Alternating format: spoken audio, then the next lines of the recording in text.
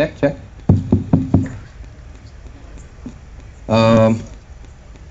First Vasu గురించి చెప్పాలండి.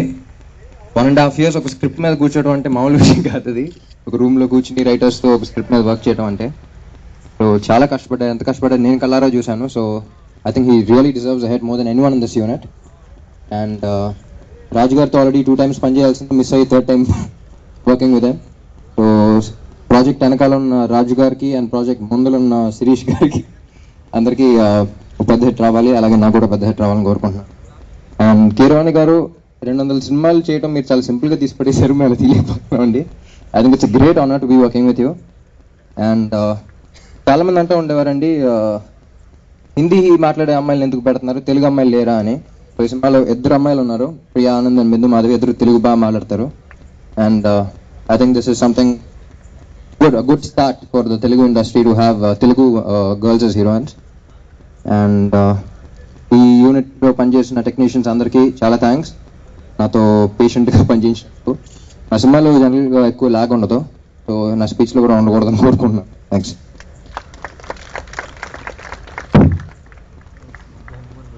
ప్రభాస్ గారు.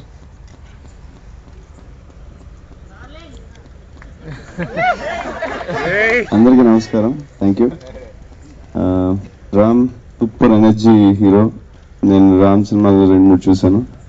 అసలు అతను సీన్ డైలాగ్ ఎలా ఉన్నా ఏమన్నా సరే అతను మాత్రం ఇచ్చే ఎనర్జీ మాత్రం సీన్ ఏ సినిమా అయినా ఎలాంటి సీన్ అయినా ఎక్స్ట్రాడినరీగా అనేది సీన్ అనేది బోర్ కొట్టదు. ఎలాంటి సీన్ ఉన్నా సరే సూపర్ ఎనర్జీ.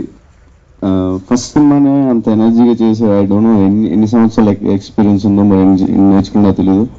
ఏదో సినిమా అసలు ఎక్స్ట్రాడినరీ చేశాడు ఫస్ట్ సినిమా. అండ్ వాసు గారు ఆయన చాలా సాఫ్ట్గా ఉంటారు, కానీ యాడ్ చూస్తే పగిలిపోయింది. మరి ఆయన ఏం తీసారో తెలియదు. డెఫినెట్గా సూపర్ డూపర్ హిట్ సినిమా తీసినట్టు అనిపిస్తుంది. దిల్ రాజు గారు సూపర్ ప్యాషనేట్ ప్రొడ్యూసర్. ఆయనకి నాకు more than producer and hero relation.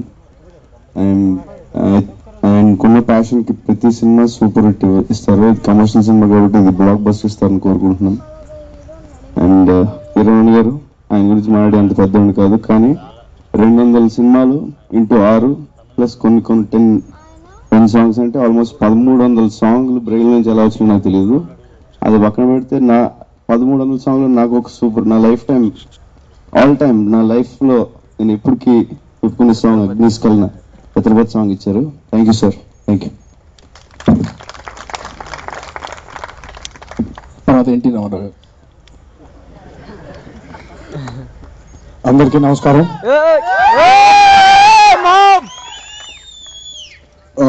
మా అమర్ అక్బర్ ఆంటోనీ అంటే శిరీష్ అన్న, లక్ష్మణ్ అన్న, రాజన్న ముద్దుగా అమర్ అక్బర్ ఆంటోనీ అంటుంటాను వాళ్ళని. అలాగే ఉంటారు వాళ్ళు చూడండి. మా లక్ష్మణ్ అన్నేమో ఆంటోనీ, శిరీష్ అన్నేమో అక్బరు, మా రాజన్నేమో అమర్ అనమాట. వారి గురించి ఎంత మాట్లాడినా నేను ఏదో సెల్ఫ్ టప్పా కొట్టినట్టు అవుతుంది. నా కుటుంబం గురించి, నా అన్నల గురించి నేను మాట్లాడినట్టు అవుతుంది. వాళ్ళు సాధించిన సక్సెస్ కానివ్వండి, వాళ్ళు సాధించిన పరిణితి కానివ్వండి మీ అందరికీ తెలిసిందే, తెలియంది కాదు. వారి బ్యానర్లో వస్తున్న మరో మచ్చుతునక రామ కృష్ణ కృష్ణ. వాసు చూస్తేనే తెలుస్తుంది ఎంత కష్టపడ్డాడో. ఆ కష్టానికి తగ్గ ఫలితం రావాలని ఆ దేవుణ్ణి మనసారా కోరుకుంటూ ఈ సినిమాకి పనిచేసిన ప్రతి టెక్నీషియన్స్కి I wish them all the very best. Ram energy గురించి చెప్పాల్సిన అవసరం లేదు. నాకు బాగా ఇష్టమైన హీరో, తనకి ఎప్పుడూ చెప్తుంటాను. తన 2 ఆడియో ఫంక్షన్లు కూడా చెప్పాను, పెద్ద దాచుకోవాల్సింది ఏం లేదు. అన్నిటికంటే ముఖ్యంగా ఈరోజు మనందరం ఇక్కడ బాగా గర్వపడాల్సిన సంగతి ఏంటంటే కీరవాణి గారి 200వ చిత్రం. ఆయన మ్యూజిక్ కంపోజ్ చేసిన ఆటోగ్రాఫ్ సినిమాలోనే పాట ఉంటుంది, మౌనంగానే ఎదగమని మొక్క నీకు చెబుతుంది, ఎదిగిన కొద్దీ ఒదగమని అర్థం అందులోనే ఉంది. అది అన్ని చూస్తేనే అర్థమవుతుంది.